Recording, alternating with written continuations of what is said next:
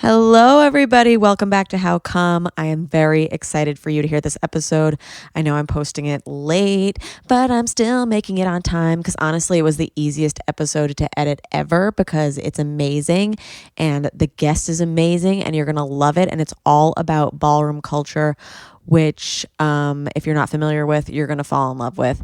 Before we get started, I just want to give a big shout out today to Allform. Helix has gone beyond the bedroom, started making sofas, and just launched a new company called Allform. They're making premium, customizable sofas and chairs shipped right to your door. To find your perfect sofa and get 20% off all orders, go to allform.com/howcome. Thanks to Sweet Vibrations for supporting How Come.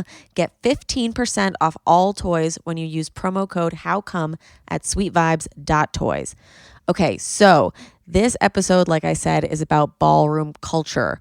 If you have no idea what I'm talking about, or you're picturing like a man and a woman, like Fred Astaire and Ginger Rogers, you don't know anything about ballroom culture. Stop this episode right now. Go watch Paris is Burning on YouTube. It's on YouTube. You just search Paris is Burning. It's the only one that's like a little over an hour long. And watch that and then come back here. Or if you want to keep watching stuff before you listen to this interview because you're like, I want to be a little more educated because Sydney Ballou, who is our guest, is one of the producers of Legendary on HBO Max, which is about ballroom culture and it is the first reality show about ballroom culture. You can watch that. You can also watch Pose, which is a scripted series on Netflix. Or you could watch The Queen. I just watched The Queen after this documentary. That's on Netflix.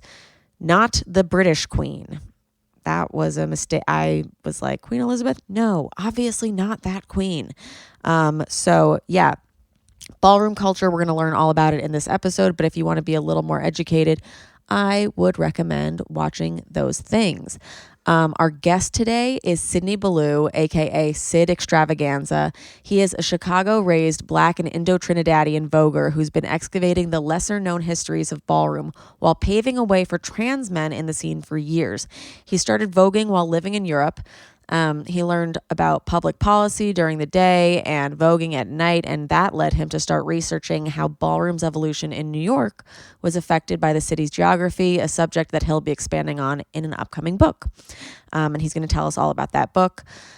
Since he's been back in New York, Ballou has become a celebrated member of the House of Xtravaganza, making waves in the old way performance category, an old school style of voguing that excites audiences with clean, clear poses. In 2019, Ballou became the first trans man to win any Vogue performance category at the biggest annual ball in the city, the Latex Ball. He's since weighed in on debates about ballroom in outlets like NPR and the New York Times, and now he's translating his passion into TV and film, most notably as a producer on HBO Max's new ballroom reality competition show, Legendary.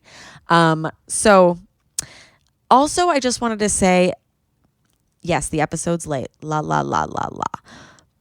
but I'm a little confused over how Technu feels about this episode. Like at one point you're going to hear me be like, oh my God, I think Technu loves this because he extends our Zoom recording. Like I still won't pay for it. I refuse. I don't know why. Technu, by the way, if you're just tuning into this episode, is the god of technology who hates women. And so Technu extended at one point the Zoom recording, and I was like, oh my God, Technu loves ballroom. And then I went to find that Technu did not split the tracks into 3 separate tracks, which is really hard for me to edit. But again, this is one of the most amazing episodes. We just had a really great conversation. It was so fluid, and I really didn't need to do much editing. There are parts that I edited out, which are on patreon.com/howcome, because I don't know if we want them out. And we like to tell secrets on Patreon. Oh, by the way, thanks to the ton of you who joined Patreon this week because you wanted to hear about what went down on the episode that we are removing from season 1. So if you want to find out about that, like the rest of our messy listeners, you guys love drama and gossip, and so do I, and I'm here for it. And but we're doing it subtly. This has been my new thing this week, is I'm not calling people out by name. I'm just doing this for you guys. Like the episode that we're taking down, we're just going to take it down because we don't want to send listeners to them anymore. And we're going to we're going to redo all the parts that would have educated our listeners. But we're not going to like sick anyone on anyone. That's like something that's done by some podcasters that I'm like not down with. But like I'm calling out people's actions now instead of them. So like I'm not naming people. I'm just like telling stories. So if you've been following me on Instagram, I've literally just been doing like blind items where I like talk about gripes that I've had in the past, but I refuse to say the name of the people. So my most current one is this like YouTuber that I put up on Bacon Bits, my stand-up show before pre-pandemic. Was gonna have him on How Come because I was like, I want to have a YouTuber. We don't have anybody from Gen Z. He ended up being a dick. I told the story, never told his name. He started harassing me this week to the point that he, trigger warning, threatened to rape me so hard that my pubes went on fire. And I was like, wait, how does he know I have pubes? Like, has he been listening to the quarantine episodes? But yeah, it was basically just a display of a lack of accountability turning into rage, which, since I'm not exposing who it is and I'm just exposing the action, it's like an interesting anthropological study of like, this is what an asshole looks like and this is what the asshole's actions look like. So I'm going to be talking about that more on Patreon as well. Why did I start talking about this? Oh, I was just thanking you because of Patreon. Duh. A lot of you guys joined Patreon because you wanted to find out who had wronged me. And I appreciate that. And I will always keep naming people on Patreon because like, I think we're like a really like tight-knit, trustworthy community, but just don't go out into the world and drag people. Okay. It's just for us to kind of like snicker about and be like, okay, we don't fuck with these people. And also maybe we dissuade other people to fuck with them if they really are fucking with them hard. But no, it's like, it's for us. Just don't put anybody on blast. Putting them on blast, like, okay. This is a quote from the YouTuber. So I put him on my show. He had basically no jokes. One of the jokes was about being a fuckboy, and he's like proud of that because he likes fucking people and not calling them back. And then he was like, I'm so fucking famous, because he's got like 500,000 followers on YouTube. He's like, I'm so fucking famous. And now all these old lady open micer comics who are like no names are asking me to do their shows and like spread their flyers because they want part of my hype. And like all the other comics were like, dude, he's talking about you. And I was like, well, yeah, clearly. And so basically, I don't want his hype, but I also don't want him having our hype. Like more of us like any of these people who have wronged us, we don't need their names in our mouths. I'm just telling you as like a secret for us. But yeah, let's get this episode started. It's going to be amazing. I feel like I learned so much over the course of it. I like have like pretty strong opinions in some things, and then like Sydney like schools me. So it's really fun to hear, and you're going to love it, and I'm excited. Oh, also, the reason I brought up Techno is, so he made my recording go out like in the middle, and also, I guess I had pushed the wrong track. Anyway, I had to use my Zoom sound. All the sound is muddled. It sounds like you're just going to be listening to us like you're on a Zoom call with us, which is fun. You know what a Zoom call sounds like. Just picture that you're there in the corner. Also, I think we're adding Zoom calls to Patreon. So right now, joining Patreon is just $5 for everything. Once a month, $5. You get access to all the extras. We're going to be adding another tier soon. It's either going to be 15 or 20 for a Zoom call with me once a month. I don't know when that's happening, but prepare. Robin and I are talking about it. She's down to schedule them for me. That's the only reason why I stopped doing them, because I hate scheduling, but Robin's down. So yeah. All right. Stay tuned for that. And yeah, let's get this episode started. How come? How come? How come I can't achieve? How come I can't achieve? I'm rolling up my sleeves. I'm rolling up my sleeves. Oh baby, I believe these guests can help. 'Cause I can't do it by myself. I wanna jizz. Okay, so before we start, just have to say, okay, so since this YouTuber drama happened, it did get like a little hairy, and I don't want to talk about it anymore, but to the point that I was like, I don't want to be in New York anymore. Like, I feel like I had like shared like my location like a little too much. So I left New York, and I feel a lot safer now and a lot happier now. But I will say I only got a few nights on my Helix sleep mattress, and I missed it so much.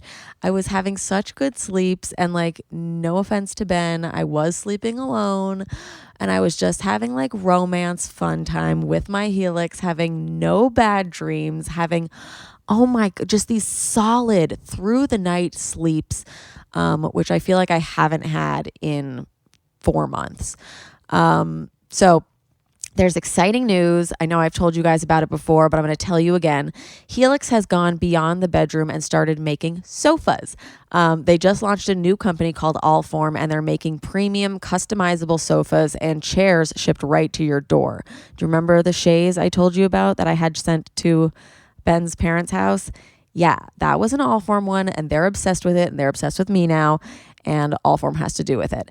So what makes an Allform sofa really cool? For starters, it's the easiest way you can customize a sofa using premium materials and at the fraction of a cost of traditional stores. I remember back in the day when I was like picking couches for college, and everything was like 4 months shipping time if you wanted like a specific color or something, which is like ridiculous. With Allform, you can pick your fabric, and it's spill, stain, and scratch resistant. The sofa color, the color of the legs, the sofa size, and the shape, just to make sure it's perfect for you and your home. They've got armchairs and love seats all the way up to an 8-seat sectional. So there's something for everyone, and you can always start small and buy more seats later if you want your Allform sofa to grow and change when you move. Like, how cool is that? Allform sofas are also delivered directly to your home with fast, free shipping. In the past, if you wanted to order a sofa, it could literally take weeks, months, not years, but months. And you would need someone to come and assemble it in your home, or it would like take like a special sofa. Special like elevator. It was horrible. Allform takes just 3 to 7 days to arrive in the mail, and you can assemble it yourself within a few minutes. No tools needed. Legit, no tools needed. We have the Allform chaise at Ben's parents' house in Oregon. His parents picked it out because I was like, thank you so much for feeding and loving me this whole time. Would you like a free chaise lounge? And they were like, yes. And now his dad just like sits and reads in it every day. And like his mom got him like this little blanket because he loves his chaise so much. And yeah, I feel like I always tell the story, but like, I love saying I'm right. So this was one of those moments that like the boxes arrived, and like Ray was like freaking out because he was like, I don't want to put them together. And like, Ray, we don't expect you to put it together. But also I was like, all right, just like distract him and like we'll put it together. And it was put together in like less than 15 minutes, like maybe even 10. I don't even know. But like, it was like nothing. And then he was like, oh, I'm in love and I'm sorry. Tail between legs. Perfect. Amazing. So if getting a sofa without trying it in store sounds like a little risky, you don't need to worry. You get 100 days to decide if you want to keep it. That is more than 3 months. And if you don't love it, they'll pick it up for free and give you a full refund. They also have a forever warranty, literally forever. So to find your perfect sofa, check out allform.com/howcome. And Allform is offering 20% off all orders for our listeners at allform.com/howcome. So go there, Allform, ALLFORM.com/howcome. Before we get started, I just want to talk about Sweet Vibrations as well. Sweet Vibrations is one of my favorite adult boutiques. They deliver innovative lifestyle products, and they embrace the taboo of sexual wellness instead of hiding it. We have teamed up with Sweet Vibrations, and they are offering 15% off all toys when you use promo code HOWCOME at sweetvibes.toys. Sweet Vibrations believes masturbation. It's an essential part of one's sexual being. That's what we've been saying all along. Having a loving relationship with all of your parts is a great way to maintain a positive attitude and healthy body image. It's safe, it's normal, and it's got actual health benefits. I know you guys want me to talk about the Pixie and the Tulips. They are amazing, amazing toys. I'm going to have somebody who's a Pixie expert come in eventually and talk about it, because that toy for them is the best. For me, I'm obsessed with the girl's best friend and the perfect match. I do like the Tulips. It is the clitoris's wet dream. It's a silky soft vibrator uniquely designed to stimulate the entire clitoris, not just the tip. It's ergonomic, revolutionary designed, and 10 powerful but quiet settings will pleasure you like nothing else. You know me, I like that vibration that's on the whole thing, nice and flat and good. But also I just want to always shout out the girl's best friend, because it's my best friend. It's a 2-in-1 vibrator and oral stimulator with 20 unique settings for a completely new orgasm experience. They've got innovative vacuum technology, and it gently sucks and vibrates, stimulating realistic oral pleasure, or better than, or is that rude to say to humans? I don't know. Humans, their mouths are not as small as the whole, and it just works the best. And the perfect match is it's so nice. It's the new and improved Rabbit. It's a flexible dual tip and dual motor Rabbit vibrator with 10 powerful settings that pleasure both inside and out at the same time. It was my first internal orgasm, and I love it. You guys are gonna love it. Do you have a vulva? Come on, get some toys for it. Get 15% off all toys at sweetvibes.toys and use promo code HOWCOME. Again, that is 15% off all toys at sweetvibes.toys using promo code HOWCOME. All right. Let's start this fucking episode.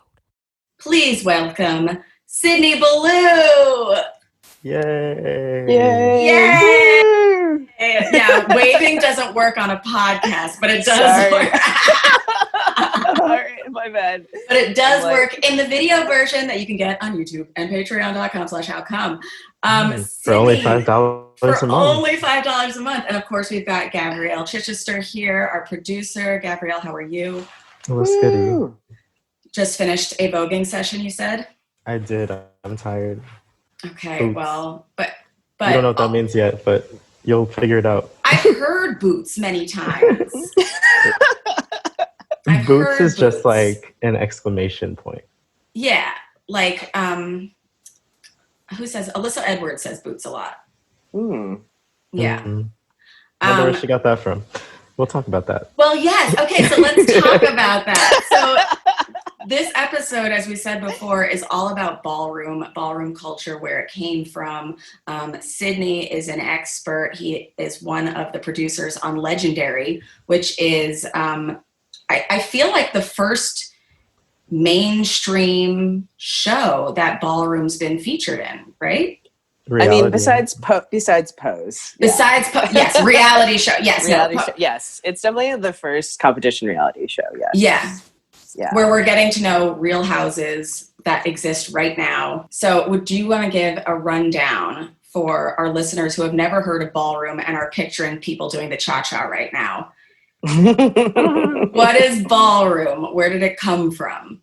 Sure. Yeah, Ballroom. So, ballroom culture is a world of competitive artistry amongst Black and mainly Latino LGBTQ folks, or at least it started out that way, in the Black Latino LGBTQ community.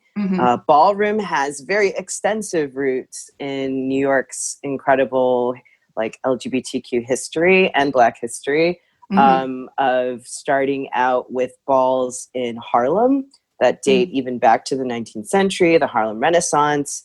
But really, when we think about what ballroom culture is... Wait, 19th century is like 1800s, right? Yes, 1800s. I'm bad at that stuff too. I don't know the difference between DC and Washington until this year, and I'm bad at centuries. And I'm not ashamed anymore. I'm holding up my little hand. So that's a very long time ago. Yeah, there were drag balls in the 19th century. There were drag balls in the early 20th century. New York has a very interesting history because a lot of drag balls, they come out of these kind of like gentleman fraternity societies. So, for example, the Hamilton Lodge was a place where drag balls would happen. And they were actually like a way of raising money for these like fraternal orders. So, for example, straight men? For straight folks, yeah. So like, wow, interesting. I didn't even know this. Yeah. I was like, Gabrielle, where are these in my notes? Listen, girl, I just show up to the function. Yeah, no, you brought Sydney to us. You've done.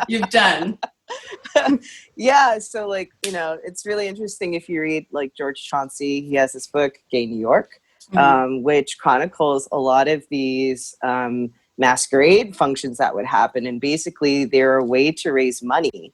And the idea was, you know, obviously in this very middle class society at the time, both downtown, because actually like there were drag balls that happened from like white fraternal societies and orders in places like Webster Hall in the early 20th century. But there were also African-American counterparts to that. So places like, as I mentioned, like the Hamilton Lodge, which later they used to hold their functions in Rockland Palace, which is way uptown in, I mean, it no longer exists. There's like a parking lot there, but it's basically at like Pay paradise and put up a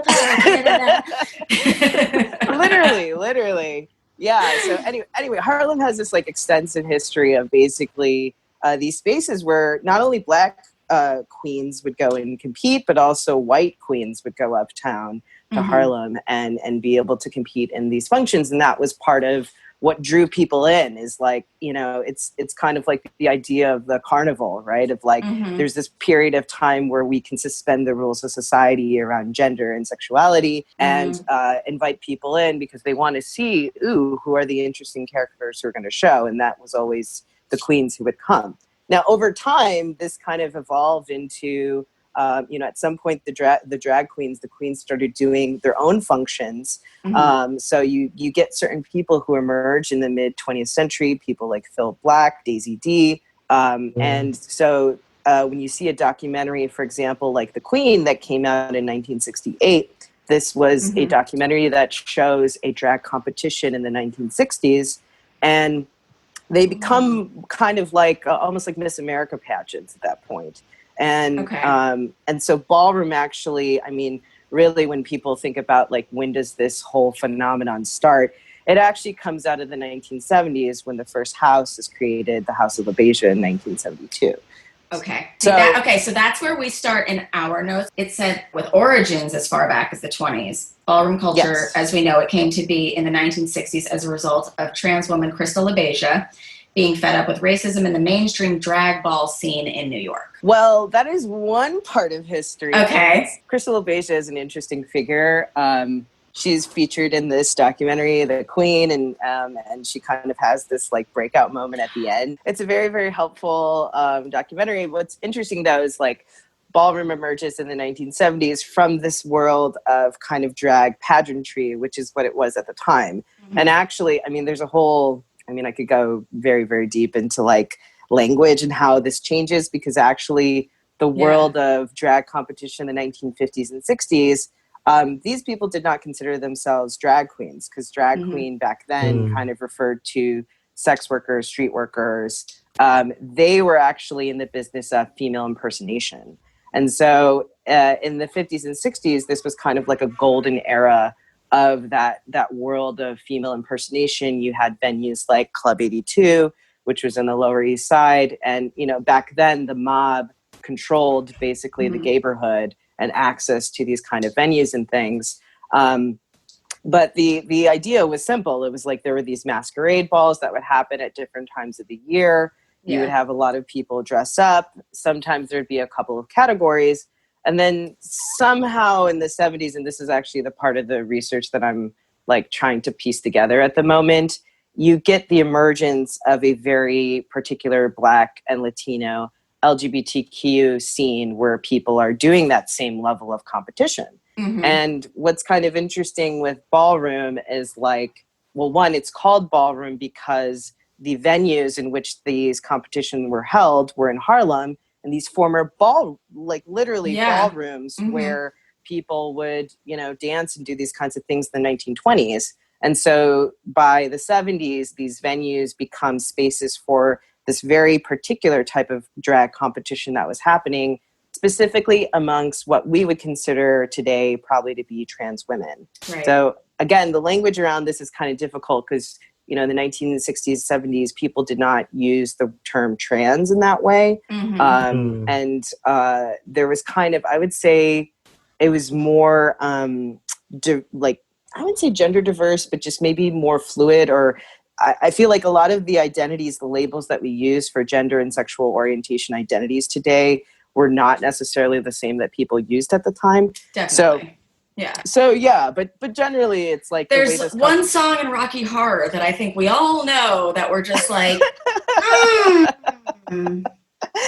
Yeah, well, I mean, like a transvestite from Transylvania. I mean, it's interesting because, like, again, these terms around trans, whether it's transvestite, transsexual, et cetera, I mean, really the trans community only started to coalesce around the term transgender, I would say, in like the 90s and 2000s. And a lot of that has to do with like health outreach and what like health workers, the kind of language they were using. So it's kind of interesting how like, people weren't necessarily using these terms, but then they kind of like emerged for various political reasons. But at least to this question about ballroom history, just for the record, I mean, ballroom is a world of competition between groups called houses who are like chosen families. And at these competitions or balls that are held in different venues, there's different competition categories, and people walk these categories and compete for trophies and prizes. And of course, like status overall, which is like a whole other topic that we can get into. What house are you in, Sydney? Yes. So, what house are you in, Sydney? It's kind of a big deal. Yes, I'm in, the House of Xtravaganza. The legendary House of Xtravaganza. Yes, iconic, no? Yes, I mean, all of these things. We don't even need those signifiers because we are Xtravaganza and you already know what it gives.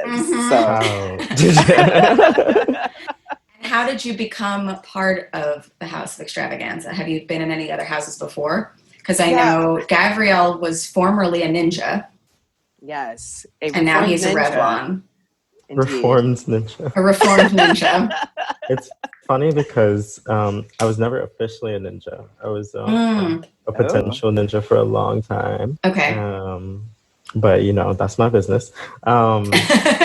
But it's funny because actually, so I'm in the House of Revlon, like you said, the unforgettable, iconic House of Revlon. And it's funny because Sid was actually in my house for 1 week before I ever joined. Wow. 1 week. You're such a mess. It was a couple months. That's what ballroom is, mess.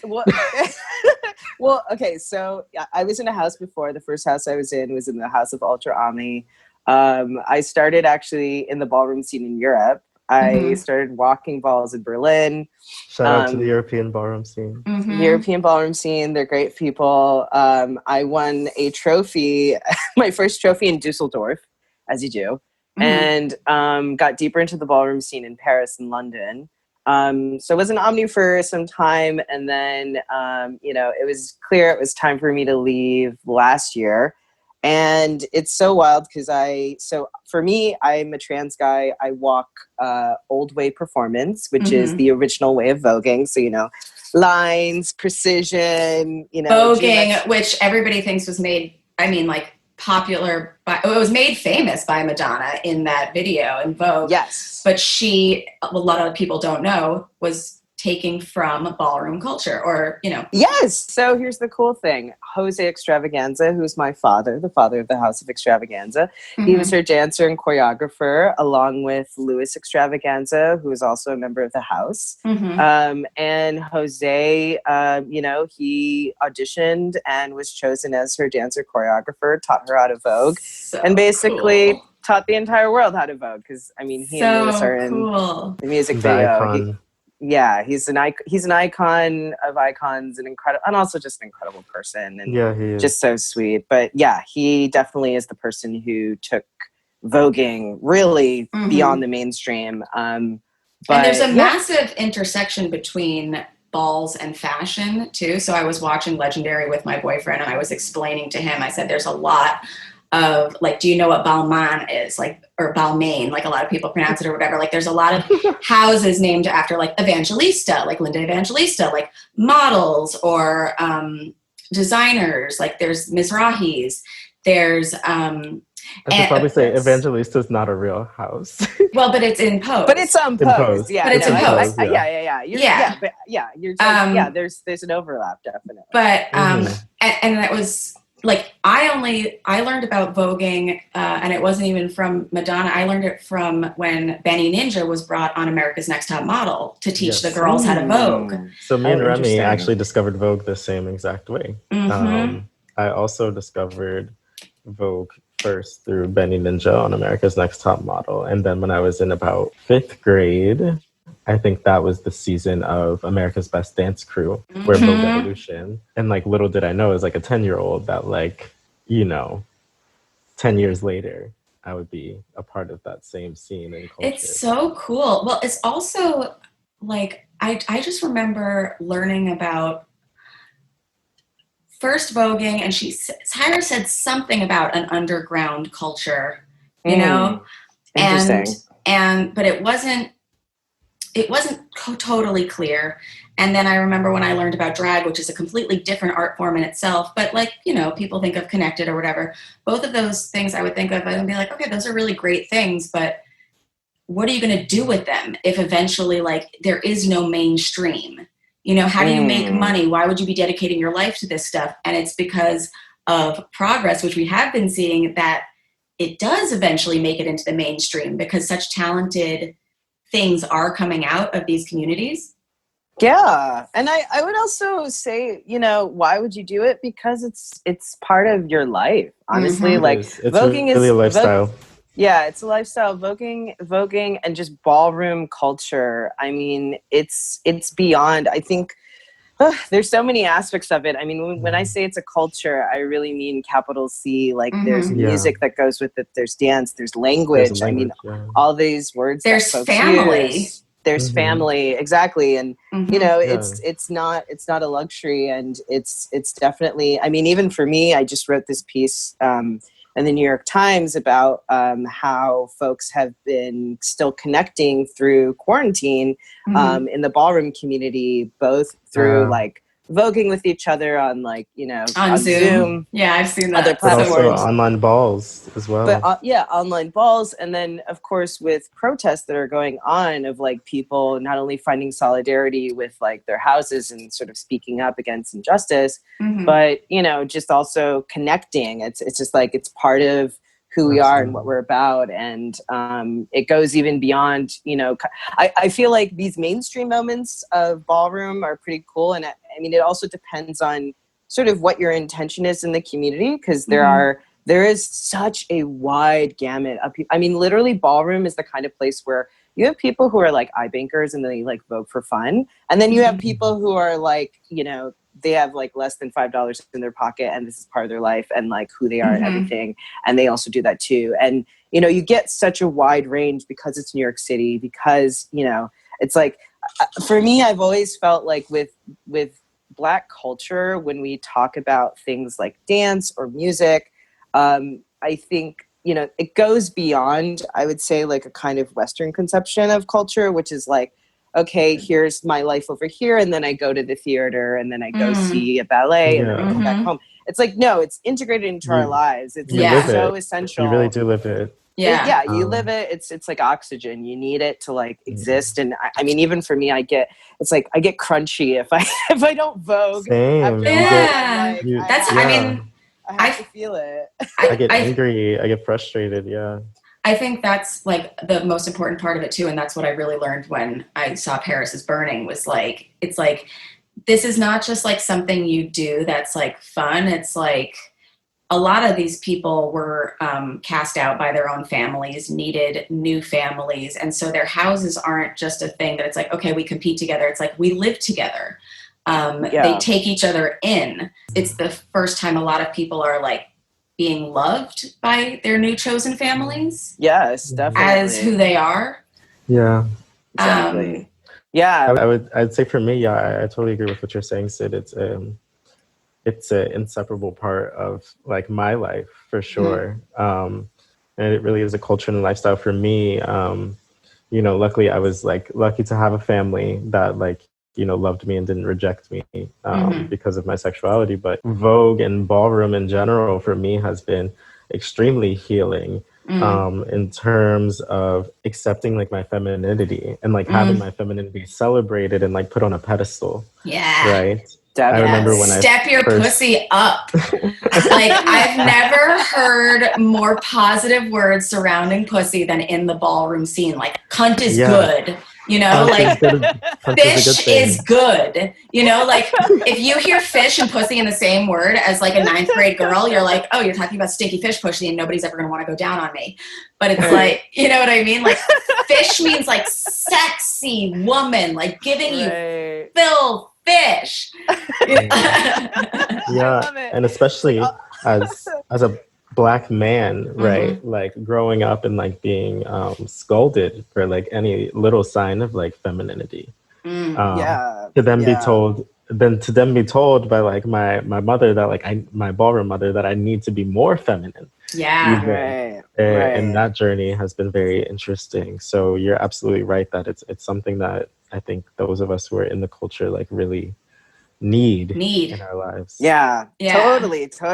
Yeah. Acceptance is huge part. And yeah, I mean, I have a similar story as a trans guy. For me, like really owning my masculinity and being celebrated for it for the first time really in my life is like huge. And ballroom is about that. And I think for me also personally, it just being able to access Black culture, because I mean, my first interaction with ballroom was when I was in Europe, and I remember, talking to my German non-binary pole dancing roommate about Paris is Burning, and then they tell me, "Oh, you could take a voguing class," and I'm thinking like, "Wow, how is this part of my culture even here?" And how amazing is it that I get to access that and access myself and feel good in who I am by just being in this community. So yeah, it is truly amazing. I was just gonna say, I think Techno might love ballroom because the Zoom limit was just extended. We just got a gift. Techno has finally figured himself out. I'm like honored.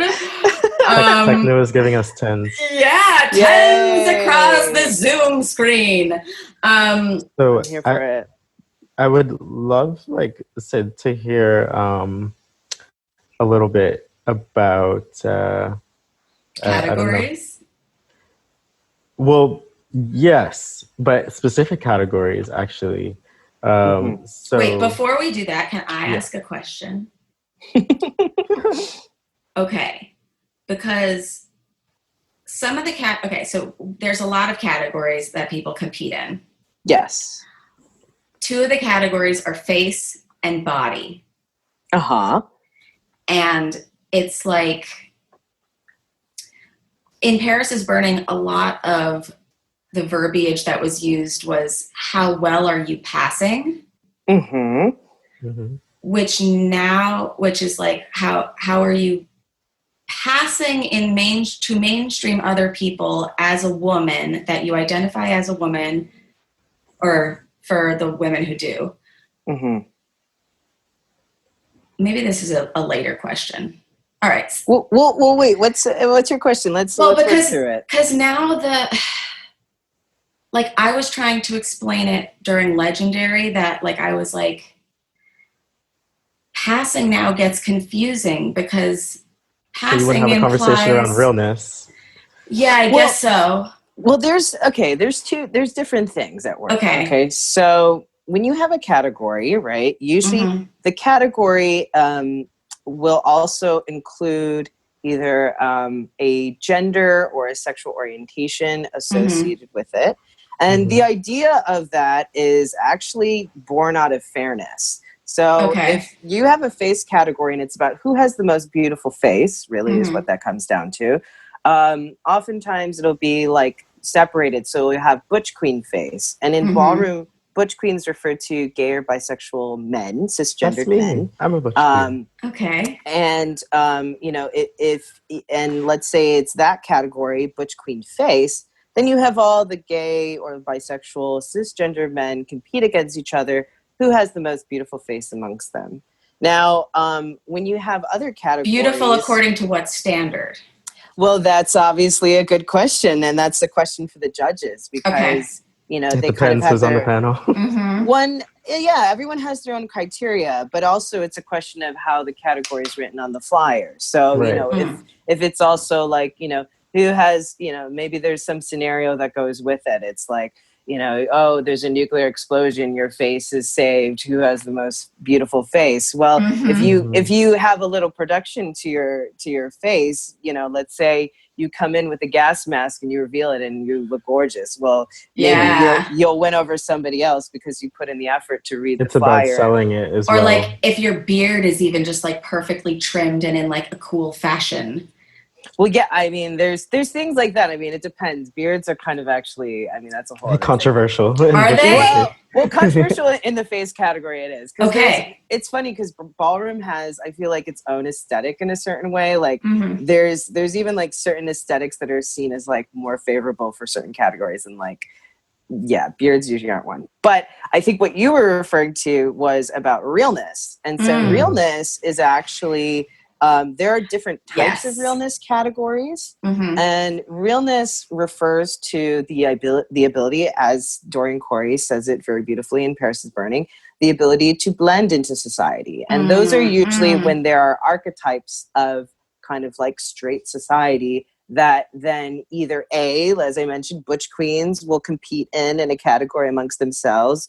Femme queens or trans women may compete in a category amongst themselves. There are trans men who also, we have our own realness categories.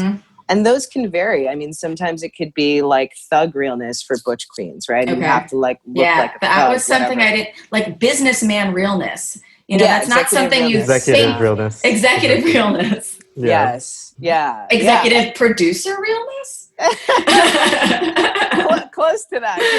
Yeah. No, and I mean, that was actually one of the pieces that I had written last year in op-ed, because there's been a debate in the ballroom community about, you know, we're at this point where there is so much LGBTQ visibility in movies and, you know, TV, but also I think in just kind of like the corporate world in general, you know, it's like Pride last year was like so corporatized in a certain way.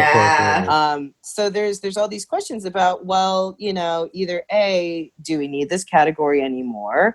Also B, like, is it as surprising? Because in the 80s, it was surprising for, you know, to be a gay man in corporate America, because you didn't see people like that. Right. But or in military uniform. Military, you know, I mean, that's before, you know, don't ask, don't tell, that kind of stuff.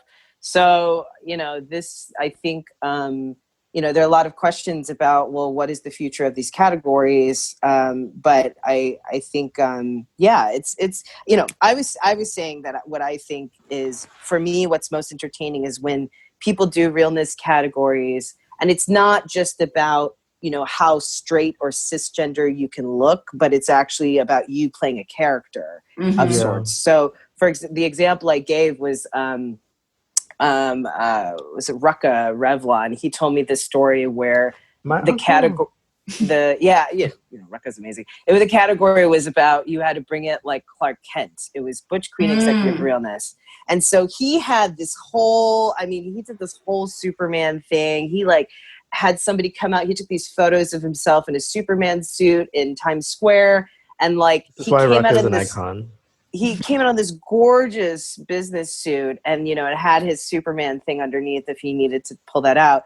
But the glasses, he had business cards made that said, the whatever, I think forgets like Planet, newspaper, et cetera, et cetera. So he had Daily Planet. Daily Planet. Yeah. So he had like Daily Planet business cards, and he gave those out to the judges. In a sense, it's like he's awesome. he's really Clark Kent. You know what I mean? It's not just, oh, you're this straight guy who's Clark Kent. It's like, no, I'm so real that I'm giving you, these business cards, and I'm, but I'm giving you realness. No, but when people, like, some people are going to be hearing this, and like, I remember when I watched Paris is Burning for the first time, and I was like, oh, realness. Like, I'm almost kind of embarrassed that I was like face and body and stuff, but when people are saying like, you're giving me babysitter realness or whatever, like, it's coming from Ballroom. Mm. Yes. Yeah. And actually, it's funny because it's a bit of a, how do I say this? To me, this is one of the terms that I think has been completely misappropriated because realness is about illusion. It's about you're not this thing, but you're not that thing. You look like you but are. But you're giving me that thing. You're giving that thing. Yeah. Whereas people, because when people say realness, they mean authenticity, and actually it's the exact opposite. And it's the opposite. Yeah. Oh, speaking of, do you know that they just made irregardless a word in the dictionary? Oh, interesting. Because many people just say it. Just say it? Yeah. It's so funny. Including Mariah Carey. Yeah, like, it's regardless. Like, what do you not understand? Whatever. Anyway. But I would love Sydney to have a conversation around some other categories, specifically obviously all the types of voguing. Yes. Yeah. God. So there's voguing. So you have Vogue Femme, Old Way, which Sydney is amazing at, and New Way, which is stretchy. Old Way is. So with voguing, it first started out as, it was created by Paris Dupree. There's so many like legends. I'm also trying to like tie this stuff together for the book, but one of the stories is Paris Dupree, who through the series Paris is Burning balls, that she would be seen in the back of Better Days, which was like a nightclub in Midtown that a lot of Black and Latino LGBTQ folks would go to, and she would carry on in the back. And then there's also this story that when before the balls would start, that she would be carrying on, kind of feeling it on the floor, and people would go nuts. And so this kind of emerged into what became later known as pop, dip, and spin, or performance. And pop, dip, and spin, the idea with voguing then was you had to pop, like there had to be like a pop element to you. You had to go into a dip, which is when, people do those amazing back bends on the floor. That everyone calls death drops. I just want to pause. Not a death drop. Yeah. Yes. Not a shablam. Not also, a shablam, but a dip. Yes. A dip. But isn't shawam acceptable? Yes. So actually, that's great that you say that, because actually, so shawam, that term comes from Jack Mizrahi, who is my writing partner on Legendary. Jack is a famous commentator in the ballroom scene and a ballroom historian himself as well. And he, on the mic, you have this person who's called the commentator, and that person. You do? Yeah, that's what I mainly do. That's my main. Oh my God! Yeah. It took me like 2 seasons of Pose to realize Pray Tell's name was Pray Tell, and not that people were just saying it to him a lot. And they're like, "You're being unfair, Pray Tell," and I'm like, okay. Some people ask me, especially people who are less familiar with the culture, they're like, "Oh, so you're like Pray Tell on Pose," and I'm like, technically, I guess it's the same function, but the way that commentation has evolved from the time period that Pose takes place in. It's a very different art form. Yes. I mean, and Pray Tell's character is based off of Junior LaBeija in Paris is Burning, who did commentate a lot of balls. And the role of the commentator, you are kind of like the referee. You're the person who's kind of keeping things in order. It's like an MC/host, but then their other role is to help get people hyped for the categories. So, and they do this thing called chanting. And so chanting is kind of like it's almost like rap in a way, but it's its own thing, and it's a I way never know how to explain it to people. Yeah, it's a way of like, you're basically coming up with very clever rhymes on the fly that go to the house music that's playing while the category is going. And then you also are the person who's kind of in charge of, tallying up all the votes for the judges and kind of queuing up the next person walking the category. So it's a very important role, and it's hard to do. And really the person, I mean, there are many people who have pioneered this, but the biggest person is Jack Mizrahi, because once Jack really entered the scene, and he truly carved out a space for himself and for future commentators in that regard, because of not only his clever chants and the things that he did, but he paved the way he really paved the way for a lot of people. Yeah, I mean, in Legendary, the commentator, he's doing it the whole time. I didn't even realize he was doing it for a really long time, Deshaun, and then at the end of it, he was, and hold that pose for me. Right. And I was like, oh, he's saying this. Yeah. He's been saying this whole time. I want to make an aside, just because we mentioned Deshaun commentating. Yeah. Sydney is a producer on Legendary on HBO Max. Every Thursday. And I just have a question. I need the tea, because in the ballroom. Like, should I consult my lawyer on this real quick? No. In the ballroom, the girls, like mess. So I have a question about this. That's why I love ballroom. For the messiness, I'm a mess. So could you tell us, like, the editing? So when we see, like, the battles and the performances on Legendary, is it a dubbed over track? Because everybody knows that Deshaun in his life would never commentate off beat. I know. This is one of off beat? Yeah, this is one of if like you the watch big the show, complaints. it's off beat. Wait, everything's off beat. Okay. So I can't speak to post because my role. Right, I know you're not an editor. Yeah. Yes. Right. I am an editor, and I noticed that even the dances don't look as precise because of the editing. Right. Yeah. And the lip syncing doesn't look as precise because no shade to your show, but no shade.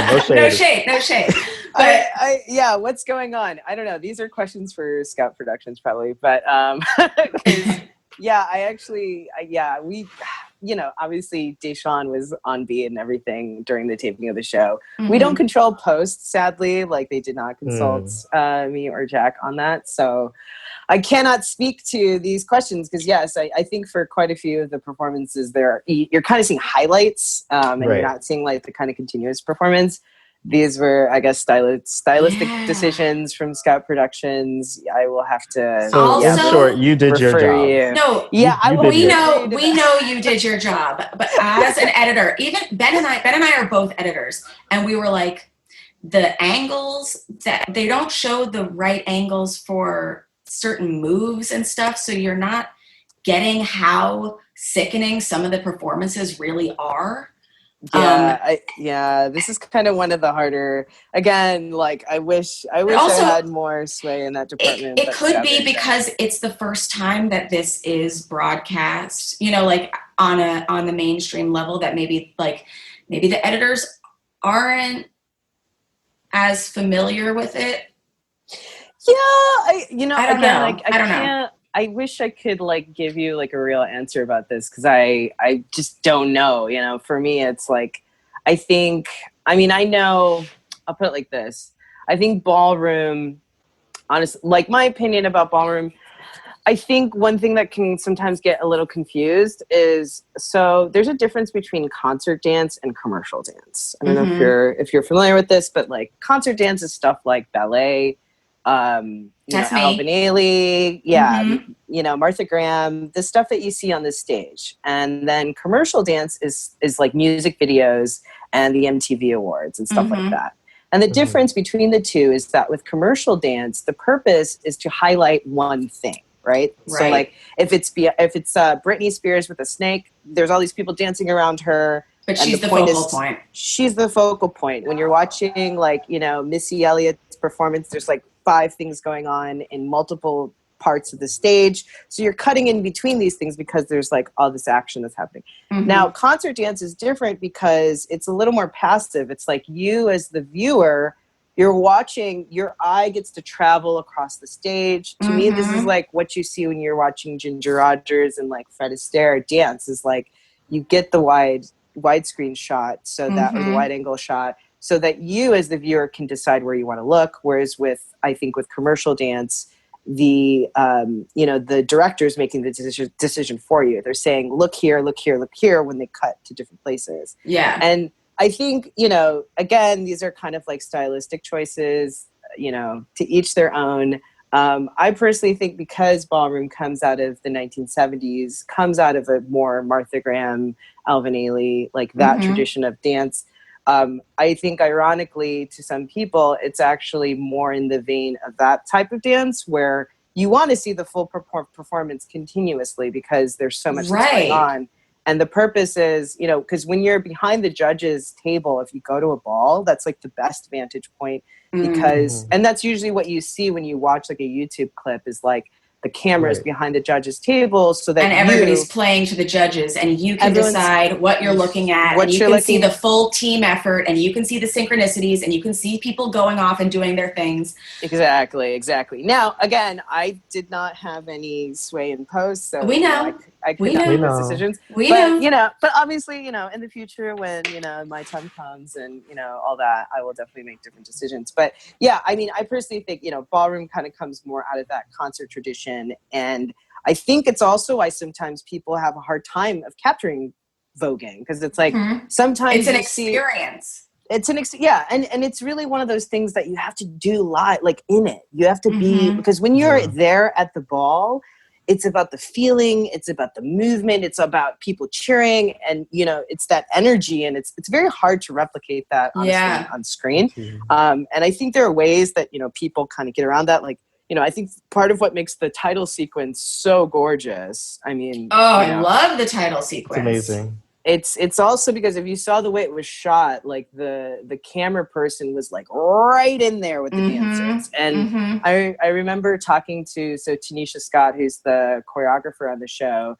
I mean, really a lot of her role, I mean, she did a lot, but like one of the things is like she was really good with blocking. And I had asked her, I was like, what do you think is one of the best ways to film voguing? And she said with voguing, it's about the feeling. And the way that you get the feeling with a camera is being intimate, close to somebody. So it's also hard to, either replicate that on the stage. But it'll get better because, again, this is the first time. And also, like, something about the show, because it is mainstream, and I'm sure this was something that you and all the other producers discussed and whatever, is that the judges panel really only has one person from the world of ballroom who knows, what they're talking about in regard to categories. Like when we were talking about, there was old wave Vogue, new wave Vogue, Femme Queen, and I was Vogue Femme, and I noticed that while they were trying to judge them, Laomi, who is from the world of ballroom, was teaching Jamila Jamil, like, okay, this is good because they're supposed to do stretching in new wave. Okay, this is good because in old wave they're supposed to be more angular and stuff. Okay, this is good because in Vogue Femme they're supposed to be more fluid movements or whatever, which is like. So what's the tea? What's the tea? Well, I was just gonna say that I felt a little let down. I was excited as somebody who loves to learn. I don't want to watch somebody else learn. I want to be taught by the panel. I want them to be pros. It's a tough thing because I think with ballroom it intersects so many things. One, I will say this: there's already kind of historical precedence for the inclusion of celebrities in balls. People don't know, like. Cool. For example, fun fact, Patricia Field, the Patricia Field of Sex and the City, the Devil Wears Prada, she had a house, the House of Field. There were a bunch of there's actually a documentary. Really Ninja was a Field for a minute. There's a documentary actually coming out. There's an interesting history there. First, like basically a lot of the ballroom kids used to hang out at her boutique on the Lower East Side. Mm-hmm. And then one of her, like the people who worked there was like, hey, let's start a house. They started the House of Field. And yes, Willie Ninja in his like long history, I mean, the House of Ninja has a very interesting history, one of which was like Willie would often like open and close the house. Close the house a lot. Yeah. So like in 1988, he like closed the house and then he became a member of the House of Field. And what's interesting is like Patricia Field, she threw this ball. You could like watch the clip on YouTube. And she had like Debbie Harry on the panel, several other celebrities. There's also a history of like Naomi Campbell used to learn how to walk the runway. She used to go to the piers and the queens would teach her how to walk, she and Christy Turlington. So there's always kind of been an overlap. You know, Andre Leon Talley has sat on a panel before. So the idea of like celebrities being judges, we've already had this. This is kind of like a continuation of that. Yeah. Now, when it comes to like, you know, having a show, because this is the thing that's difficult. We're talking about, like you said, this is the first time ever. We are talking about an intersection of ballroom and television, which has its own kind of rigmarole in a way. And yeah, it's like Wild and Out and Dance Crew. It's like, what did we do for them? right. But also, like, how do you keep a show in the air? First of all, how do you even get a show in the air? And also, what's great is Law. Yes, he's not from ballroom, but he's ballroom adjacent. He's been to countless balls, so he is very familiar with the world. Deshawn, who's the commentator on the show, also from ballroom, amazing. But the thing is, like, it's helpful when you're working on a TV show to have somebody who understands TV, because actually that is like a whole skill unto itself. Yeah. And so, like, you know, and also I think one of the things that is important in this moment that we're in, you know, we're in this like transformative moment with protests and everything, and we're thinking about how do we rebuild our world.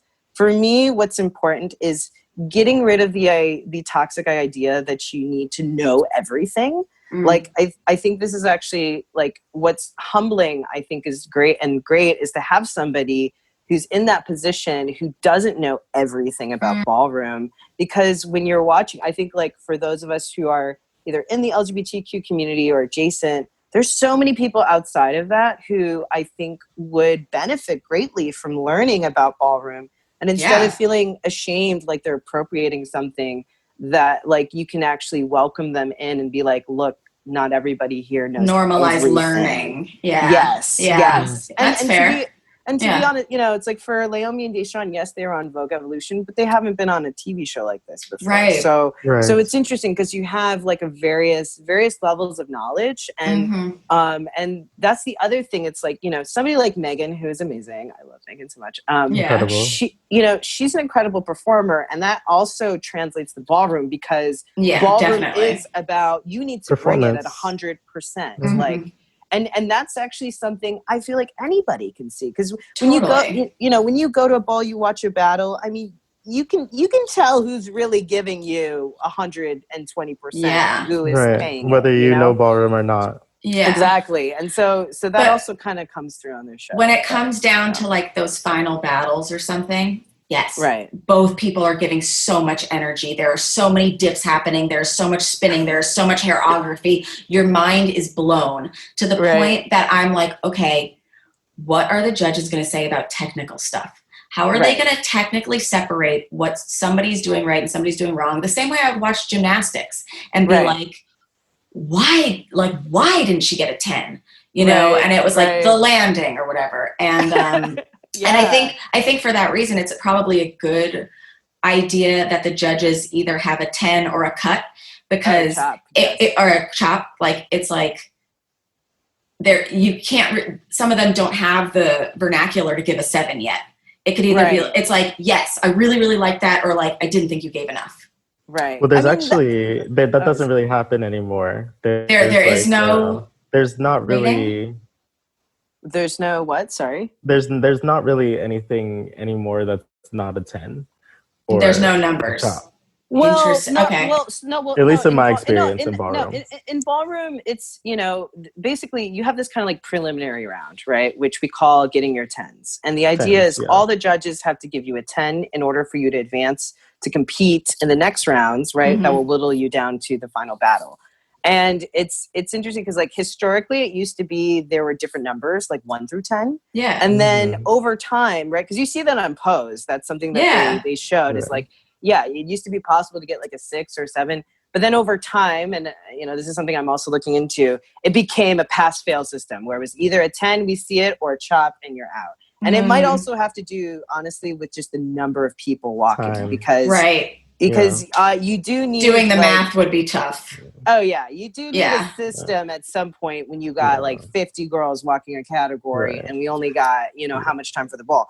So and I do really want to make the sorry. So yeah, you do have that like tens and chop system, but I think honestly for the judges, and this happens at any ball as well. It's like sometimes the judges will choose, and there's a certain criteria. There's something that they see. Also, they have a particular vantage point. So there's also sometimes stuff that they see that you might not be able to see as well. And then you go back and you watch a clip and you're like, oh, okay, I can see why they chose that person.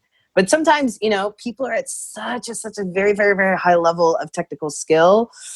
Sometimes it really, for judges, it's like they have a preference too. For some of them, they're like, okay, I prefer to see like a soft and cunt form of Vogue, which is more slowed down versus like dramatics, which is like very, very fast and Did you say soft and cunt?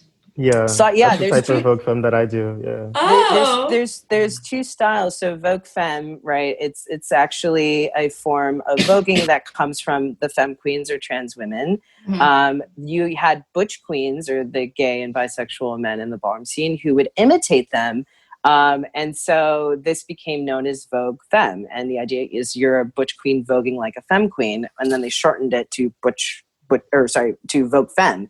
And so with that, there's two styles. One is soft and cunt, which is like very slowed down, very sensual, very sexy. And then dramatics. Very Gabrielle. Yeah. Yes. Exactly. Yeah. And then with dramatics, this is like, I don't know. It's almost like a woman possessed. It's like, you're spinning off of tables and chandeliers and dropping into dips and things. But both are acceptable forms, but there's just two different styles. So. I really want to make the point. It came up when we talked about the rating system and also commentation and even in the different types of Vogue that now exist. I think it's really important for folks who are listening to understand that ballroom as a living culture evolves. Yes. Right. And so it's and because like a lot of what people in the mainstream who wouldn't be otherwise exposed to ballroom experiences, things like Pose or something like this, or Paris is Burning, which depict very specific points in our history as ballroom culture.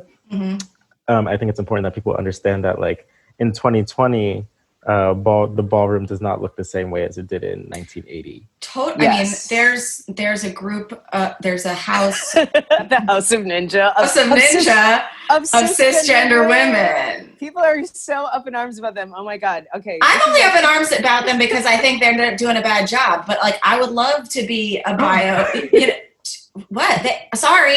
I think they're doing a bad job. I'm sorry. Oh wow. I'm sorry. They did get eliminated in last episode. So I guess. Yeah, but they won the first episode, and I was like, "Fuck this!" Like, okay. Well, first so of it's all, funny. It's really funny to hear other people like outside of ballroom culture's criticism of that.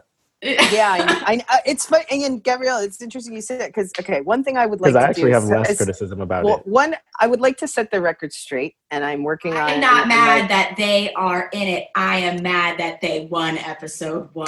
This is a meritocracy. I would love to Vogue. Please let me in. All right. Well, you got to talk to Mother Dolores because she might be recruiting. I mean, I will say this. So.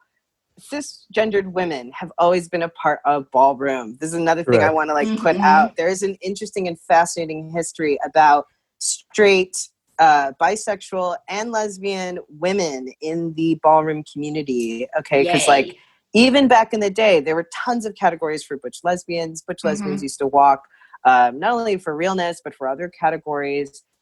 For straight cis women and also like bisexual cisgendered women, there are also categories for them progressively over time One thing we have to remember for ballroom is it started out with the femme queens. They were the ones who created this culture, and then they gradually allowed other people to enter. There was a time when there were no gay men walking categories in ballroom. It was basically, as I mentioned before with the queen, it was like a drag pageant show. Yes. And so with, in the 70s, this is when gay and bisexual men, butch queens, started lobbying for a category. And finally, they got one, which was called Butch Mod Face, or the trilogy. You had to be butch, you had to look like a model, and you had to have a beautiful face. One category, right? Mind you, today, ballroom is like tons of butch queen categories. It was never like that in its inception. Well, it's nice that there's evolution because it shows more acceptance. You know? It's definitely acceptance. And also, I mean, the other thing we have to remember, inclusion. Also for cis women, inclusion, they were also found, really important for founding houses. The House of Mizrahi was partially founded with cis women, the House of Ebony. Also, a lot of cis women were caretakers. They were taking kids in, acting, again, as mothers in many ways, like taking kids in who are on the street. A person who comes to mind is Shantae Ebony, who is the grandmother of the House of Ebony, an amazing woman who also, and, a lot of these people also cared for people who were dying of AIDS. So, it's interesting because like people see the House of Ninja, they're like, oh, what's the deal? And the thing is, I have to remind people, remember in Paris is Burning, Willie Ninja teaches classes. I don't know if you remember, there's a scene he's in the studio. Who is he teaching? A lot of cis women. That's in Pose too.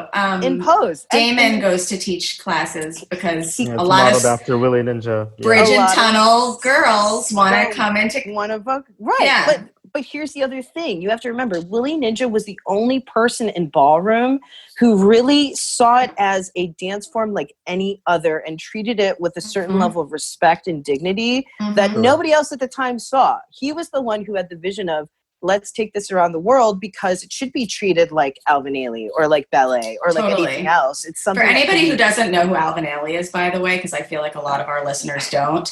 Alvin Ailey, classically trained Black dancers doing ballet. Doing ballet, Horton Technique, a whole bunch of other, yes. But definitely, I mean, I bring that up just to say, like, his legacy is that he really saw it that anybody can learn this. Anybody should, because it's valuable. And I say that too because I think we're in this like very interesting political moment where, yes, we should be mindful about appropriation and this sort of thing, but I think we do ourselves a disservice when we say that Black culture is only for Black people, or like that, Black and brown LGBTQ culture can only be for this small sector of people, because one, you essentialize it and you basically, like, there are so many butch queens I know with no rhythm, darling. You cannot vogue to save your life, Miss Thing.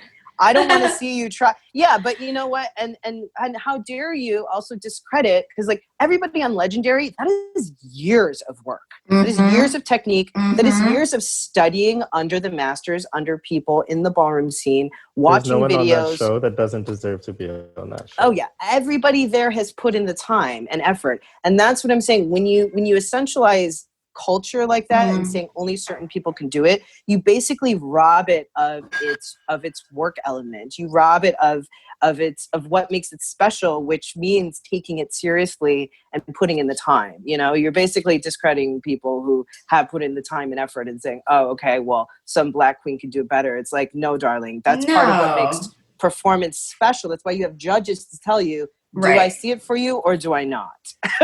Well, then maybe the editing on the first episode, I couldn't see there, but I thought the House of West should have won that episode. Oh, interesting. Yeah, it's interesting too, because I think when you're there live, it was very, very, very different. Also, you have to remember what the category called for, because the category on the first episode was your house statement. So who are you, right? Like, I think it was... Who did the best job of telling who they were? I mean, the ninjas, you heard Willie on the audio. They gave you the aesthetic. They had the ponytails. They had the blocking. I mean, there was, it's... No, they did.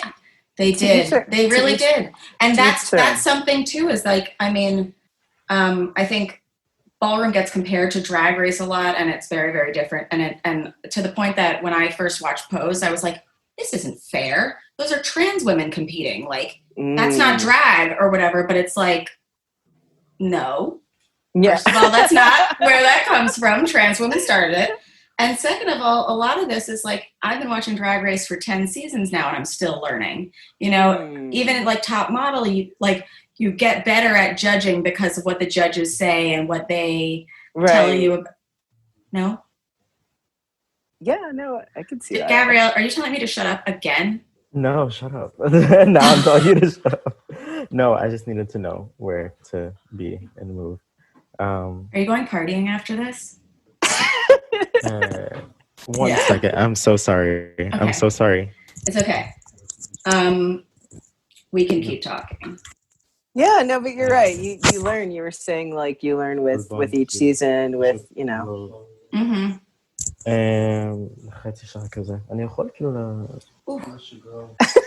Gabrielle, maybe you want to mute yourself.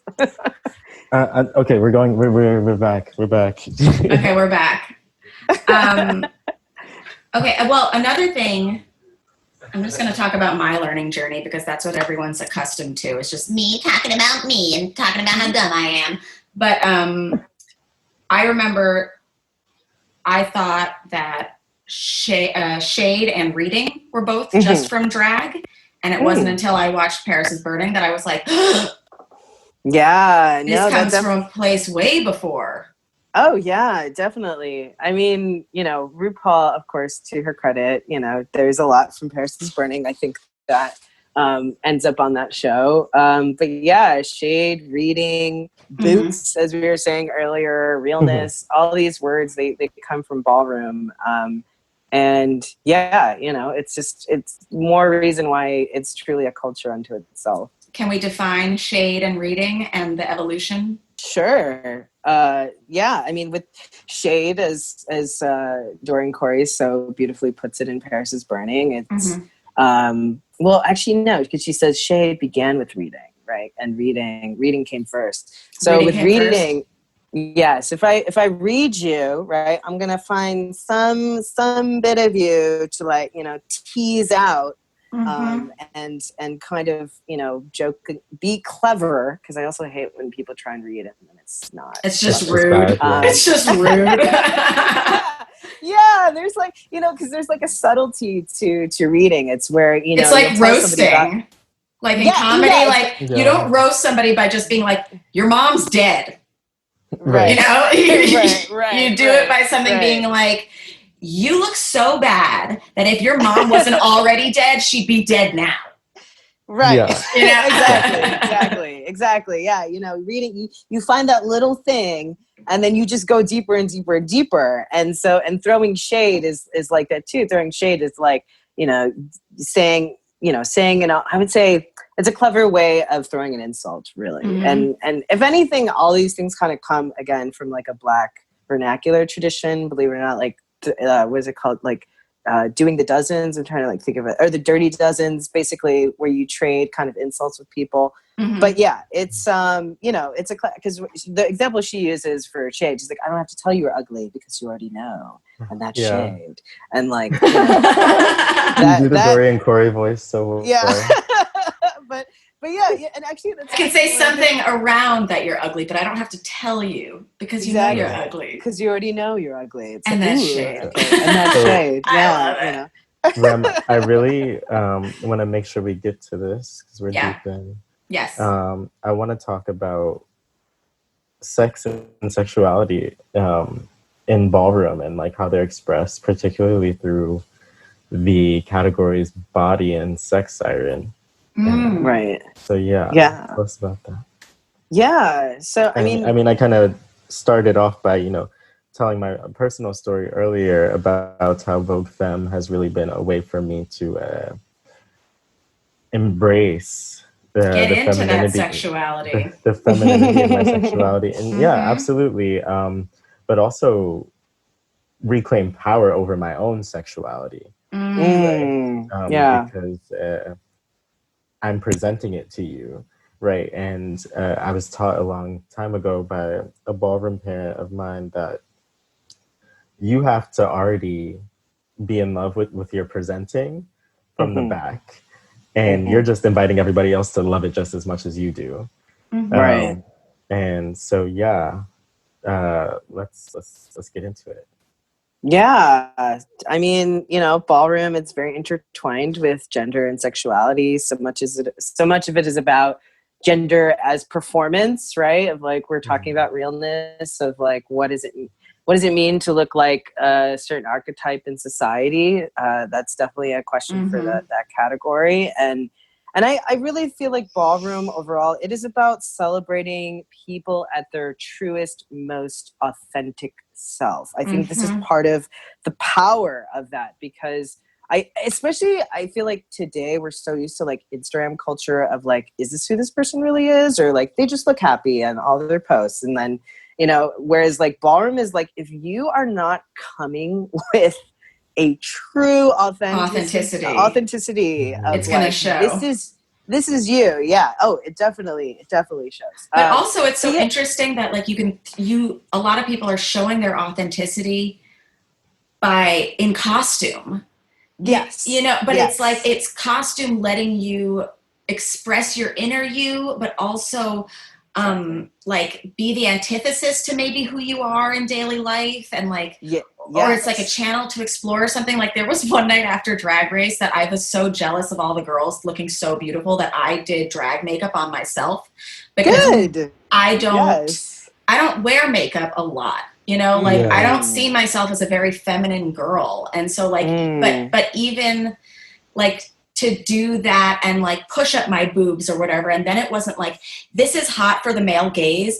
This is hot for me. This is what I like. Yeah. Exactly. Yes. That is what ballroom is. And, to this point, there are so many categories that are about celebrating whoever you are to that fullest extent. So, Gabrielle, you brought up these categories like body, and sex siren, and even just like with voguing itself, like I feel like sensuality has always kind of been part of ballroom in a certain sense. Like body is actually like kind of like an older category, and it definitely started with the femme queens. That this was like a category that they would walk, and then I think over time it's expanded to more people, and there are different kind of body types that that compete. You have like model's body, there's like there's a kind of like luscious body, and and so on, and body was the first time I've really seen, not that there's not so many body positive accounts, there really are, but it was like, look at those hips, like where in my whole life it's like, you don't want to have hips, right. And like I'm a very womanly, I've always thought I had more squish than was good. But then in ballroom, like I used to be like, oh, I'm small but fleshy, and fleshy was a bad thing. But in ballroom, it's like, look at those hips, look at those thighs, look at those boobs overflowing, like really appreciating and worshiping this body, and I think a really fun thing. Remy, are we gonna have you walk body? I would love to walk body. I would love. It would be like I've always wanted to do amateur stripping in a place that like nobody knew me. But I don't want to do that because I don't want to do it for the male. I want to feel sexy in public around people, but I don't. I want to do it for me. And so ballroom is definitely a place for that. Because the other thing, Jinx. The other thing I was going to say. What's so interesting I've found with some cis women who are in the ballroom scene, what's so fascinating to me is like a lot of them find space to finally explore their femininity for some of them. And I think that actually has to do truly because ballroom comes from a Black cultural tradition that is completely at odds with white supremacy, because white supremacy, white cis hetero patriarchal supremacy says women's bodies have to look a certain way, men's bodies have to look a certain way. You can only look like XXXYZ. And ballroom says, no, we don't care about any of that. No. Bring it as whoever you are. And if you love that, we're going to love that. And that's like one of the things that I love so much about it. I mean, for me, it was the other way around where it's like I was a little butch, a little tomboy, and I was constantly made to feel shame around my body for so many years. And it was only when I started walking butch realness when I really started getting into my style of Vogue, of Old Way, which is I do a masculine style of performance. that I was finally able to access masculinity and be celebrated for giving that, because that's what my body always wanted to do, but I always felt like I couldn't because, you know, society, my family, everybody's telling me this is the wrong way to be. So I think with Ballroom, it definitely is just like, you know, it's this place of true self-exploration for people, even through costumes. And also, I think a way for all of us to just come together and celebrate different people, different people's bodies, what they're giving, you know, the different questions you can ask with your movement and stuff like that. I just, you know, that's why I love it. Yeah, so that's something I've been looking into recently. So there's, for those of you that don't know, so there's a mainstream scene, and then there's something called the Kiki scene. And Kiki is hee. Yeah, Kiki means like laughing, but or having a good time. Having a good So time. Having a good time. Right. So it's called the Kiki scene because it's a little less serious, and it's a younger vibe, usually less intense. And it's I don't know. really, I don't know about that. The Kiki scene in New York is very. The Kiki scene in New York is intense. I mean, really, if I could just say briefly, like the Kiki scene actually emerges in the early 2000s, and the idea was there were a lot of health agencies in New York City, specifically GMHC and Hedrick Martin Institute, wanted to do HIV prevention, other sort of like health resource outreach to youth. And there were a lot of kids who wanted, yeah, you know, but I have to, you know, there were a lot of kids who wanted to Vogue, and they were like, how do we set something up for them? Because it's not 1985 where you can just bring a 15-year-old into the club and nobody asks questions. And honestly, they don't need to be around like certain things that exist in the ballroom. Exactly. So anyway, they started this idea of the Kiki scene, and basically that became a place for ages 15 to 24 to compete. That has expanded into its own It's like world teen of clubs. ballroom. Exactly. Yes. It's like the Mickey Mouse clubs. No, there used to be teen clubs. I grew up in New York City, and there would be teen clubs. Like there would be like a night that a club would rent out for like teens because we didn't have clubs for us. Exactly. And we needed it. We needed bottle service. I mean, that's such a New York predicament too. It's part of why I love. So fucking ridiculous. So, but what I was saying about the Kiki scene specifically for me, as it relates to, you mentioned this idea of asking questions with our performance and movement. So I've been playing with the idea. I haven't walked this category in the Kiki scene yet, but I've been playing with the idea of walking sex siren in the Kiki scene. I would do it in the Kiki scene because, like I said, it's sort of this more experimental place. But me as like a bisexual man, me as somebody who also like embodies like a very high femininity, but also a more subtle but like intense masculinity as well, I'm asking questions. What a delicious blend. I love that.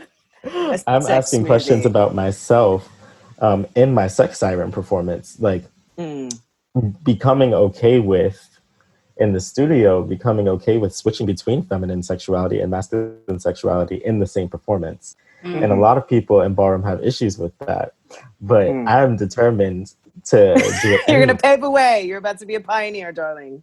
Okay. Listen, I'm going to pave the way with beards. Listen, but it took. I'm going to make beards a thing. I'm going to put glitter in my beard. Yes, do it. But it do took all me of it. seeing a body type like, let's say, Nico's Prodigy, like an average but like fit body type that wasn't like super ripped or super skinny, to even know that I could walk sex siren and it'd be okay. Right. So it does take that visibility sometimes for people to feel comfortable saying that, like, oh, I can do this too. You sometimes need permission from somebody else to have the audacity to do it yourself. Yes. Which sucks. Like I even as like a comic, I remember being like, who would want to hear from me? You know, but then you have to have the permission from like another Upper East Side Jew that you see. Hey, you're like, oh, this girl can do it. I can do it. Oh my God, Remy, did you notice both Sydney and I just did the at the same time? So my thing is like I say all the time. Ums and clicks. If he's about to make a good point, it's no. Do we want to Yes, address? I do. Since we're talking about Sex Siren, we obviously have to talk about the history of sex work in ballroom community, in the LGBT community, and how prevalent it is and why. Yes. So much to say.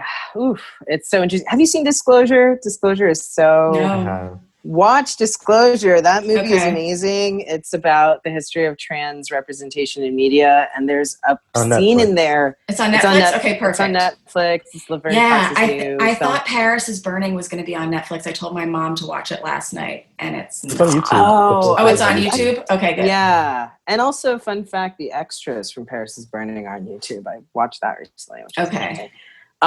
But yeah, so sex work and ballroom. I mean, well, I bring up Disclosure because there was a beautiful breakdown of kind of how femininity works in that documentary, which I loved. And it kind of described like how and why trans women can have this like hyper aesthetic that ends up looking kind of like Nicki Minaj / Cardi B, etc. And they explain this like beautiful kind of cycle that happens where it's like those women are styled by gay men who are in touch with the trans women who are, for some of them, maybe they're sex workers, and like as part of their sex work need to look super hyper feminine, one for safety and two also for clients. And like it's kind of interesting how then that gets replicated for straight cis women in the mainstream, like the Kardashians and stuff like that. And then this kind of like cycle kind of continues. But my point with sex work, there's definitely an overlap, and it has to do with access. I mean, it's always about access. I mean, access to money, access to jobs, access like, to black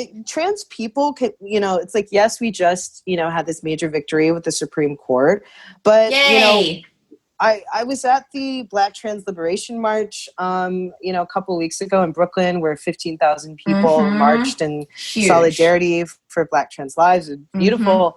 And I was really struck by the speakers because everything they were talking about, when we're talking about Black trans lives and supporting them, we're talking about like necessities. Like we're talking about housing, we're talking about jobs, we're talking about healthcare. And it's because of just the enormous discrimination that exists. It's like for so many Black trans women, they cannot get jobs because people discriminate against them. And so when, it's like if you can't get a job, you have to make money somehow. And so sex work for some people is not always a choice. Yes, you have survival sex work. And so that's part of it. And, this goes for just anybody who was born into poverty and who has not been given opportunities. And, that's definitely a method of survival for quite a few folks. So it's natural that there are many people in the community who have that as part of, either their present life or even their past life. So it's, it's part of that history for sure. Yeah. Yeah, I would just segue and say that a lot of the women who do sex work are doing it or were doing it with men who were living these double lives, kind of like getting out who they really are, who they're really attracted to, which is lovely. It's lovely that they were able to explore that, but then their own self-guilt or what society is telling them battery's low. That they're disgusting for liking women who have penises, or they're disgusting for, associating with these people, then that would get to the end. They would murder these women. A lot of trans women, especially, you see it at the end of Paris is Burning, one of our main characters that we fall so in love with. At the end, she got murdered by a John. Venus Xtravaganza. And, trans women are still being murdered, especially trans women of color. And the stats are astronomical. And I don't think nobody pays attention. The number is striking. It's only July. Black and Latina trans women that have been murdered. This year in the United States. I believe it's around 20 something now. Well, and that, it's hard. It's hard. I think it's hard to get people to pay attention because you're talking about people who are marginalized in terms of like intersecting oppressions of being Black and trans and poor and, you know, so many things. So and why should we care about you? Why should we care about you? Why do you matter?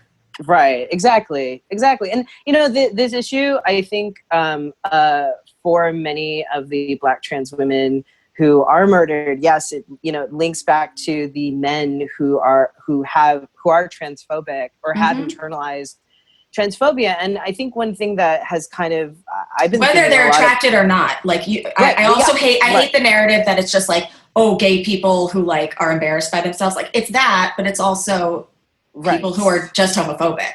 Who are going out. Yeah, exactly. Who are just homophobic and or transphobic. And the other thing that I do think is important to bring up, it's like, we're talking also about intimate partner violence, which is something that is huge. I mean, the numbers of just like women, like cis women who are also murdered by partners is also astronomical. And I actually see that the case of trans women is like almost like it's part of that same conversation, because we're talking about violence that is perpetrated by men towards women, regardless of whether or not they're trans or they're cis. This is an epidemic that is like huge in this country. And for Black trans women, the issue is not only is it like whether you're being misgendered in your death, or also, you know, just also I read an article the other day where they named someone's dead name. Oh, I dead named somebody by accident once, and he was so mad at me, but I didn't know.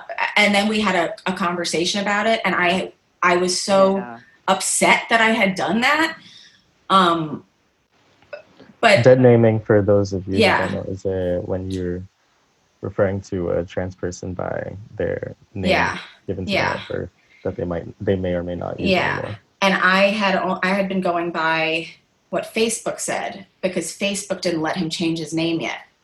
And so I put him on a flyer as his given name, and he freaked out, and I was like, oh my God, rightfully so, I'm so sorry. And he was like, yeah, Facebook won't let me change my name. So it was like, right. But I think, you know, for trans men, we also are like lead precarious lives too. People think that you just like flip a switch and become a man, and it's like, no, actually that doesn't happen that way. And I think the case of Tony McDade, sadly, you know, Black trans man who was killed by Tallahassee police this year, is a prime example of one, you know, I mean, for me, it's definitely something I think about as a Black trans man for myself, of like, if a cop sees me, they will not hesitate about pulling the trigger. You're a Black man in this world. And like, that, you know, still has meaning and weight. And also I think for trans men, it's like, you know, the focus is so much on trans women, of course, because their lives, you know, they're so kind of at risk in terms of like, you know, people attacking them, and also, you know, having some masculinity does afford you some privileges, but it is tentative at best. You know, there's still these different moments. I mean, I experienced so much misogyny, trans misogyny. It's just like, you know, probably from the Butch Queen. From damn near everybody at this point. And I'm like, okay, take your pick of like what's today going to be. But you know, it's still important to talk about the ways that it affects all of us, because it definitely hits the trans community the hardest. I would also say, I know this is like a tiny bit off topic, but some people I've been noticing online who are in the LGBT community have said some insensitive things about other groups that they don't belong to, and they think that they can say those words and stuff because they also are marginalized. But like within our community, like there has to be growth and learning as well. Like I saw a drag race queen that I really look up to, and they had tweeted something like, I'm not going to say the word dykes anymore, happy dykes, because you like little teenagers are whining or whatever. And this is a white gay man taking I don't a word. know why gay men think that word is not pejorative.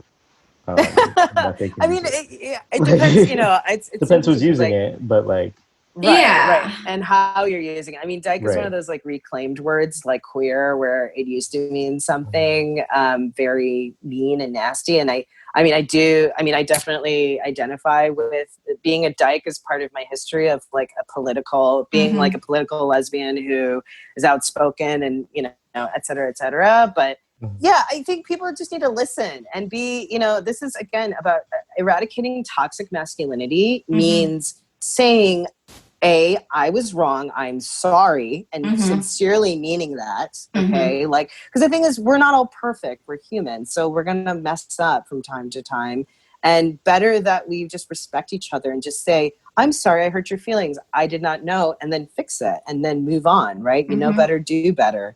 We're gonna put this on a t-shirt. Normalize changing your opinion when you learn new information. I didn't come up with that though. That was a tweet I read. Yeah, but still, it's great. it still stands. It's so important, and it's so important to also just be respectful of other people, especially if it's not about you. This is the thing that gets me. If it's not about you, why do you think it's about you? Nobody's saying you're a bad person because you said it. It's you're a bad person because you're doubling down now when somebody said you just hurt my feelings. Right. Instead you of have a choice. Yeah. Right. And we've been talking about that a lot lately because there's a lot of apologies flying around, a lot of non-apologies. And I am such a stubborn bitch. Saying sorry is really, really hard for me. So like I'm on the journey with everybody. Like I get it because sometimes you think that you're being attacked or that they're saying that like you're irredeemable, you're part of the basket of deplorables or whatever. And it's like, no, you in this moment did something. Right.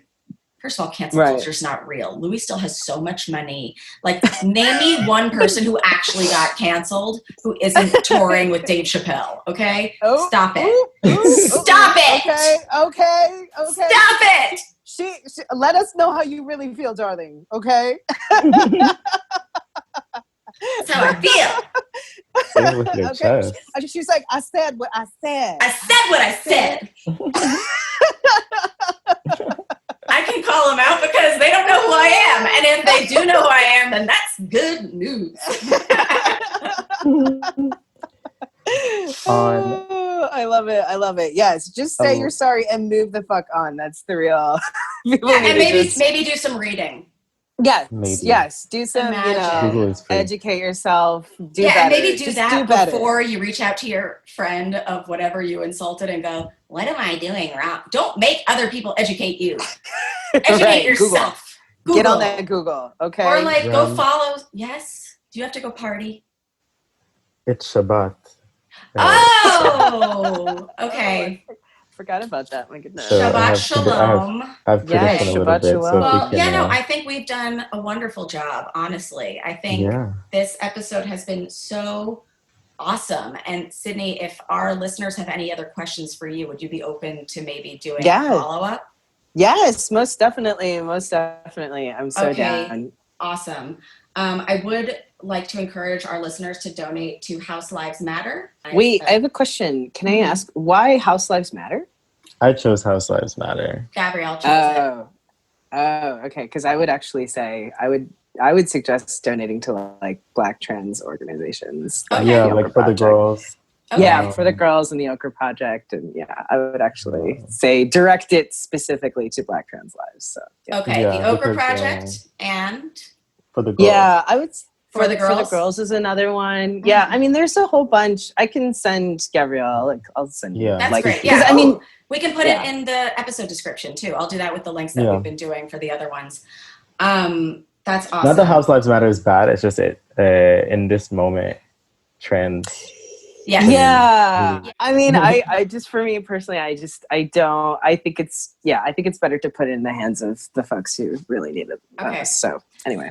I have one final question because we did say at one point, you were like, Deshaun is talking to On the Beat and to the house music.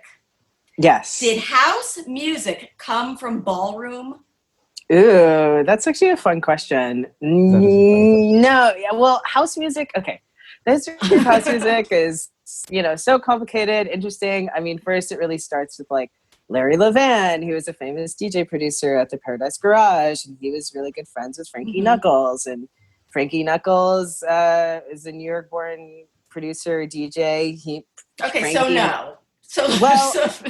say this. A lot of the early... Well, house music maps onto ballroom because ballroom people are part of that moment of dance culture in New York in the late 70s and 80s. They did not ballroom people did not invent house music, but it definitely matured with ballroom. So, when Gabrielle... Now there's house. Well, when we were speaking about, the idea of like, there's different genres of voguing and they shift over time. Well, they shift with the music because ballroom first started with disco funk, which was in the late 70s. Then it moved into house, which, then kind of moves into the 80s, 90s. And then now it's its own... Yeah, where you get the Ha, which comes out in 1992 from Masters at Work. And then that becomes kind of the foundation for music that is ballroom, as we hear that crash on the floor, that bidika, bidika, bidika, ha. And that's, kind of what ends up becoming kind of contemporary ballroom music. But it's all rooted in house. Yeah. Four on the floor beat that comes from disco. Yeah, like all of that feeling it's totally there. So good. Yeah, everything's intertwined. And honestly, learning about multiple things coming together is just, it's like you find out so much about our collective history. And it makes it easier to like go forward. When you understand that everybody has come together to make something, it makes it easier to be like, okay, now what can we make going forward? Yes, 100%, 100%. Yes. Okay. I'm ready. I'm ready for it. Luscious body. Let's go. Okay, can't wait. You guys, this has been awesome. Thank you so much for being here. I have to ask this question. Oh no, first I have to find where everybody can find you, Sydney, online. Where can they watch your show? All that good stuff. Well, they can find me. I'm at Sydney, SYDNEY, Baloue, B as in boy, ALOUE, on my socials, on Twitter, on Instagram. You can find my website, sydneyballou.com, and find more info about me. Also, I would say to watch Legendary, you could sign up for HBO Max. I think there's like a free trial for the leak, and then there is all the shows. But yeah, that's another place to watch the work, and just reach out. I'm so grateful to be here. First of all, Remy, Gabrielle, Thank also you for Remy, coming. I want to say very quickly. I also didn't realize I saw you on that Vox Explained on about Netflix. Female orgasm, because I knew the name. I was like, wait, this seems familiar. And your work, what you do, the awareness you raise is amazing. Thank you so much. No, it's important to not only have somebody who's dedicated to, again, like celebrating who we are and like truth and authenticity, but the fact that you look at sex, sexuality, that you create a space for such a taboo topic in such a fun and like silly way. Like, I love it. So thank you. I'm very, very grateful to be here. Well, just remember, I started it entirely selfishly, and and I just wanted to come. So becoming a better person has definitely been a byproduct, but it was not the first intention. Not the intention. Gabrielle, where can everybody find you? You can find me on Instagram at Lotus Revlon, REVLON, Lotus.Revlon, REVLON, or nefeshwellness.com. Don't you have an underscore before Lotus? I got rid of it today. Nice. Okay. Sick. I was like, there's way too many people following me now, and now I need to be more accessible. So I got rid of the Okay. Oh my God, that's amazing. Okay, so yeah, that's like when I changed my name on Twitter from the wee one to Remy Casimir. No one was finding me. Yeah, you guys follow me on Instagram, Twitter, TikTok if you're nasty. Follow us on YouTube. Go to patreon.com/howcome. We just did a very large tea time about an episode that we are taking down and why, and calling people out. And I just have to say thanks to everybody who wrote on the Instagram this week in support of me and like the difficult situation that I was going through. I love our community. It's really, really wonderful. I love our companions. Join the Facebook group if you need some more camaraderie. And yeah, you guys, I have to ask this question to everybody after a sexual experience, which this has been. Sydney, did you finish? I did. Okay. Beautifully. Okay, amazing. Okay, amazing. Gabrielle, did you finish? Always. Oh, fantastic. I also finished. I'm having a great time here. You guys, thank you so much for coming, and we'll see you next time on How Come. Goodbye. Bye. It's not you, it's me. I try so hard to finish honestly. They say you'll know when you go all the way from A right down to O. Oh no, I think that I've still got a ways to go. Oh, I'm sick of this and I have got to know. How come? How come? How come I can't achieve? How come I can't achieve? I'm rolling up my sleeves. I'm rolling up my sleeves. Oh baby, I believe these guests can help. 'Cause I can't do it by myself. I wanna just... Yay! I love us. So great. Wow. So what great. It's been So a good good. What an experience, Remy. I feel very transformed, I'm not gonna lie. Do you? I feel a little transformed. I'm glad to have made Yeah. this connection between the two of you. You Me both live in New York. too.